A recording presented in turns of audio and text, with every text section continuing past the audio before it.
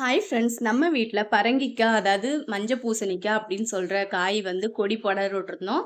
அதுல 2 காயில 1 காய் பறிச்சுட்டோம். இது பார்த்தீங்கன்னா 3வதா ஒரு 2வது காயி. இது நல்லா பழுக்க விட்டுருந்தோம். எதுக்கு அப்படின்னா, நெறைய பேர் விதை கேட்குறாங்க. அப்போ பழுத்து நல்லா முத்துனா தான் நல்ல ஒரு விதை இருக்கும் அப்படின்ட்டு. இது பார்த்தீங்கன்னா 4 1/4 கிலோ இருந்தது கரெக்ட்டா.